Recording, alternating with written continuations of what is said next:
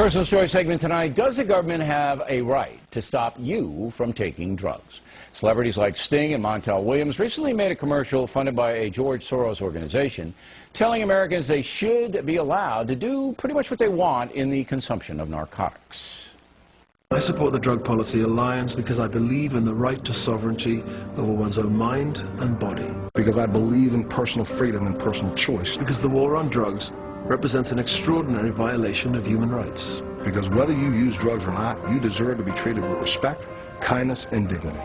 Now, we oppose that message, citing child neglect and abuse statistics. With us now, Ethan Nadelman, founder and executive director of the Drug Policy Alliance, who put forth that spot.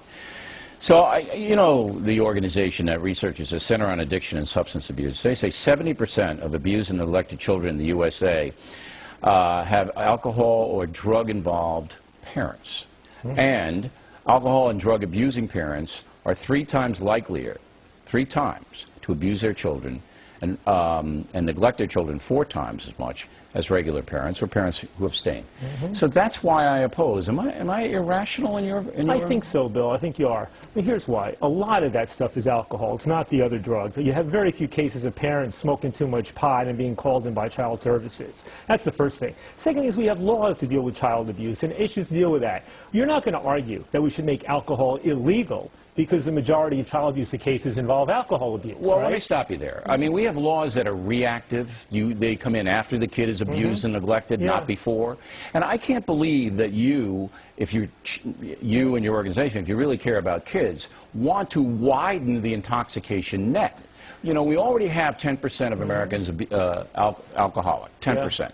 All right, marijuana, you say, oh, parents who are stoned perpetually, all the time, you think they're good parents? Can they be good parents? Think about it. Millions of people are already using these drugs despite the fact that they're illegal. There are 3 surveys with young people where young people now say it's easier to buy marijuana than it is to buy alcohol. If ever there was an indictment of the failure of marijuana prohibition, that's it. It's not a matter of failure of anything. It's not as if we have hordes of Americans waiting to go out and destroy themselves with drugs. It makes it easier to do so if you can buy it at 7-Eleven. It makes it a lot easier to do so. Are there some risks associated with reducing the penalties? Yes. Tremendous. When we're arresting almost 2 million Americans a year, locking up 500,000 people tonight, spending $50 to $100 billion most of those are sellers. Most of those are people who engage in sales, out of the 1.8 million people being arrested for drugs, almost 2/3 of those are for simple possession. And they don't go to jail. They get fined. No, that's not true. Most of them don't go to jail. Overwhelmingly, they don't go to jail. They're not going to state prison for long periods of time. If they're one of the 5 million people under the supervision of parole and probation, they are going to jail or prison. Look, it costs society a tremendous amount to wage the war on drugs, okay? I'll cede you that.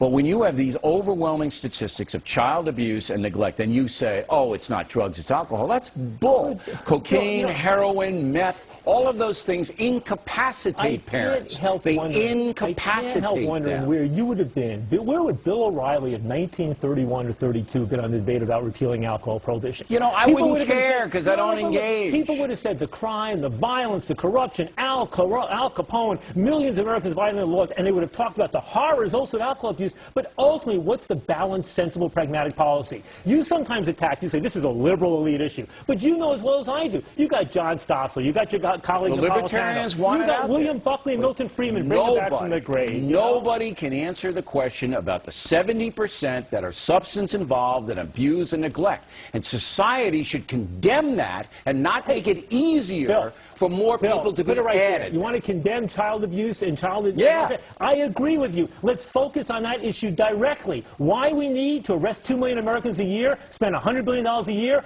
put 500,000 people behind bars, be leading the world in incarceration rates in order to deal with that issue? I say deal with that issue directly. The libertine societies that have tried this, they tried it in England, they tried it in Switzerland, and a lot of other places, it's never worked. But that's actually false. But that's false. Portugal, right? Succeed. It's not false. Switzerland they rescinded the law. I got to tell you, though, the average age of the heroin acts in the Netherlands is 40-something, right? Portugal has reduced the crime. So, in fact, the evidence in Europe shows that reducing the reliance on incarceration works. Okay, so you're not going to reduce child abuse and neglect by legalization. No, I got to tell you this. You are not going to reduce it. Take the money you're spending on prisons. You're going to expand it. You're going to expand it. Take the money you're spending on prohibition. I got to go, Mr. And focus on that. That's the way to deal with that problem. All right. We come right back.